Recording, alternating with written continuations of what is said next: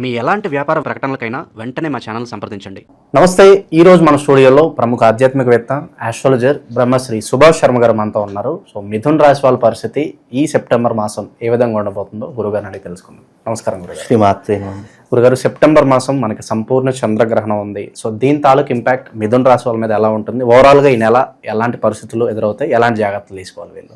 తప్పకుండా తెలియజేస్తానండి. ముందుగా ప్రేక్షకులందరికీ శ్రీమాత్రే నమః, శ్రీ గురుభ్యో నమః. నమో దేవ్యై మహాదేవ్యై శివాయై సతతం నమః. నమ ప్రకృత్యై భద్రాయై నిహతాం ప్రణతాస్మిత.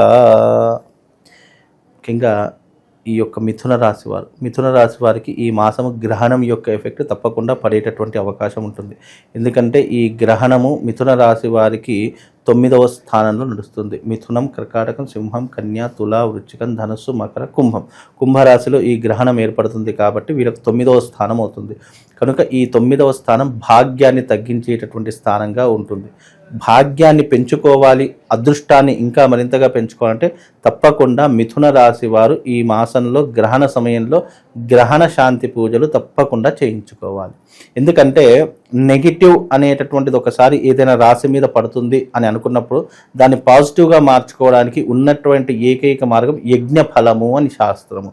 ఎందుకంటే యజ్ఞ ఫలం అనేటటువంటిది నెగిటివ్ని కూడా పాజిటివ్గా మార్చేస్తూ ఉంటుంది. అదే రకంగా మిథున రాశి వారికి ఈ గ్రహణం యొక్క ఎఫెక్ట్ కూడా ఉంటుంది. కనుక తప్పకుండా వీళ్ళు గ్రహణ శాంతి పూజలు చేసుకోవాలి. ఈ మాసంలో మరీ ముఖ్యంగా ఆర్థికపరమైన ఇబ్బందులు రావడం జరుగుతూ ఉంటుంది. అదే రకంగా ఫ్యామిలీలో టెన్షన్స్ రావడము, విపరీతమైన గొడవలు పెరగడము, మనశ్శాంతి కరవైపోవడము. ఇకపోతే గనక వీళ్లకు ముఖ్యంగా ఈ యొక్క శుభకార్యాలు చేయడానికి అనేక రకాలైనటువంటి మార్గాలు వస్తూ ఉంటాయి. కానీ దాని డబ్బు లేక శుభకార్యాలను కూడా నిలిపివేసుకునేటటువంటి ఇబ్బందికరమైనటువంటి ప్రయత్నాలు వీళ్ళకి ఎక్కువగా. లోన్స్ ఏమైనా పెట్టుకున్నా కూడా అంత అనుకూలంగా రిజల్ట్ రాదంటారా? బ్యాంకింగ్ లోన్స్ కానివ్వండి, లేదా అప్పుల కోసం వెళితే గనక వీళ్ళకు అక్కడ నెగిటివ్ ఎదురవుతుంది తప్ప పాజిటివ్ అయితే ఏమీ రాదు. అంటే మామూలుగా ఉన్నటువంటి ఈ మిథున రాశి వారికి ఇప్పుడున్నటువంటి పీరియడ్ ప్రకారము అంతగా కలిసి రాకపోయేటటువంటి పరిస్థితులు ఎక్కువగా ఉన్నాయి. ముఖ్యంగా ఫైనాన్షియల్ రంగంలో దెబ్బతింటూ ఉంటారు. గోల్డ్ ఫైనాన్స్ ఎక్కువగా తీసుకుంటూ ఉంటారు. బంగారం తాకట్టులో ఉంటూ ఉంటుంది. శుభకార్యాలు చేద్దామంటే చేతిలో డబ్బు ఉండదు. మనశ్శాంతి కరువైపోతూ ఉంటుంది. డబ్బులకు చాలా మానసికంగా శారీరకంగా ఇబ్బందులు పడుతూ ఉంటారు. అయిన వాళ్ళు సహాయం చేస్తారని చెప్పి ఆశిస్తారు, కానీ అక్కడ కూడా నిరాశ నిస్పృహలే ఎదురవుతాయి. కనుక ఈ యొక్క మిథున రాశి వారికి ఈ గ్రహణం యొక్క ఎఫెక్ట్ ఉంటుంది. కనుక తప్పకుండా మిథున రాశి వారు గ్రహణ శాంతి పూజలు, గ్రహణ యాగాలు చేసుకునేటటువంటి ప్రయత్నం చేసుకుంటే కొంతవరకు లాభించేటటువంటి అవకాశం ఉంటుంది.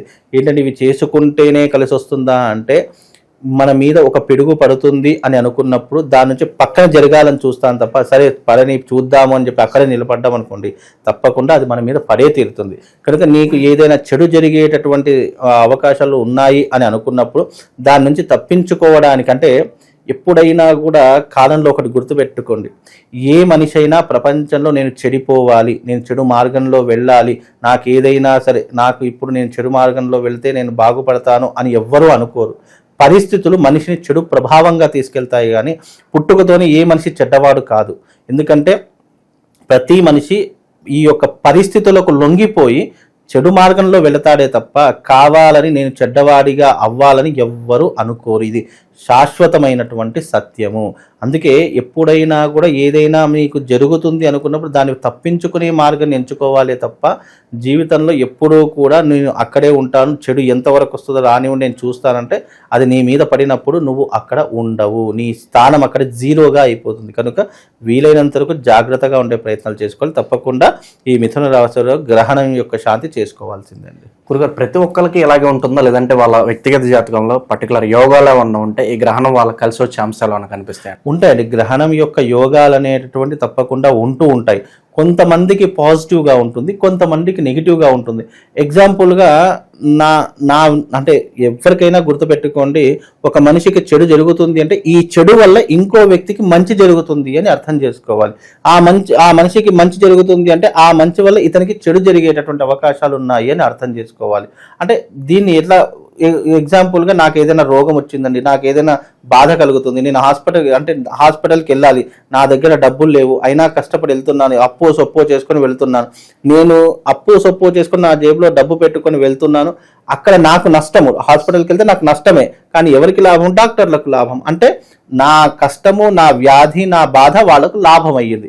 ఇలాగే ప్రపంచంలో ఎప్పుడైనా కానివ్వండి, ఇప్పుడు సునామీలు వచ్చాయి, భూకంపాలు వచ్చాయి, ఎవరికి నష్టం? ప్రజలకు నష్టము, ఆస్తి నష్టము, అన్ని నష్టం జరుగుతాయి. కానీ మళ్ళీ వాళ్ళు పునరుద్ధరీకరణ కావాలి, మళ్ళీ గెడం కావాలి అంటే ఎవరికి లాభము?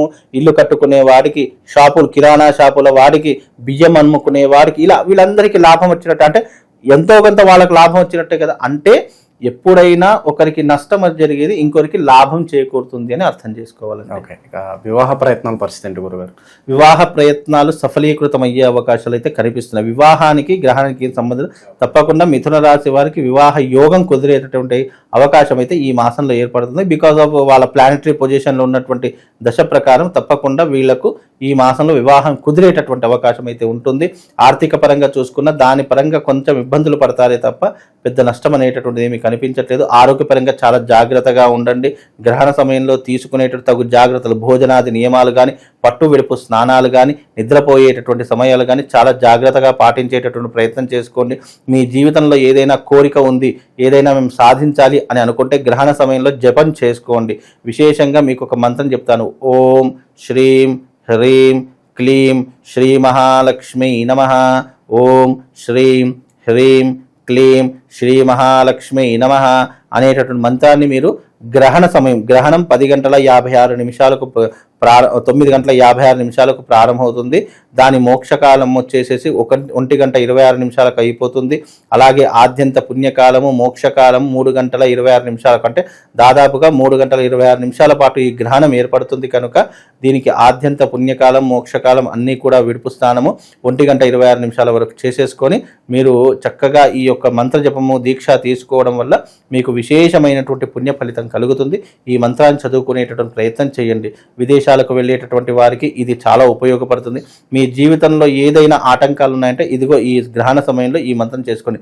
లేదు ఈ మంత్రం చదువుకోలేను అని అంటే గనక ఓం నమః శివాయ, ఓం నమః శివాయ అనే పంచాక్షరి మంత్రాన్ని చదువుకోండి. తద్వారా కూడా మీ జీవితంలో ఎన్నో రకాలైన విజయాలు సాధిస్తారు. ఇంకా చివరిగా గురుగారు, ఈ నరఘోష, నరదిష్టి, శత్రువుల నుంచి ఇబ్బంది పర్టికులర్గా ఫేస్ చేస్తున్న వాళ్ళకి ఏదైనా రెమెడీ ఉంటుందా? తప్పకుండా అండి. ఈ గ్రహణ సమయంలో మీకు ఎవరైనా శత్రు బాధ ఉంది, మాకు తీరనటువంటి, మా కంటికి కనిపించినటువంటి శక్తులతో మేము బాధపడుతున్నామండి, మా ఇంటి మీద నరదృష్టి ఉంది, ఎంత సంపాదించినా ఎన్ని రకాల ప్రయత్నాలు చేసినా మాకు నెగిటివే వస్తుంది, ఇబ్బందులే కలుగుతున్నాయి, మా మీద ప్రయోగాలు చేస్తున్నారు, లేదా మా మీద ఎన్నో రకాలైనటువంటి ద్వేషం పెట్టుకున్నారు, నరదృష్టి, చెడు దృష్టి, గ్రహ దృష్టి ఇవన్నీ ఉన్నాయి అని అనుకునేటటువంటి వాళ్ళు గ్రహణ సమయంలో అరిష్ట నివారణ తంత్ర యాగం చేయించుకోండి. తద్వారా మీ జీవితంలో శుభం లాభం చేకూరుతుంది. ఉన్న నెగిటివ్ ఇంపాక్ట్ అంతా కూడా తొలగిపోయేటటువంటి అవకాశాలు ఉంటాయి. కనుక ఈ యొక్క ప్రయత్నం చేసి చూడండి. తప్పకుండా దాని ద్వారా మీ అందరికీ లాభం చేకూరుతుంది. సో గ్రహణం అయిన తర్వాత వీడియో కొంతమంది చూస్తారు, వాళ్ళకి ఏం చేసుకుంటే బెటర్ అంటారు?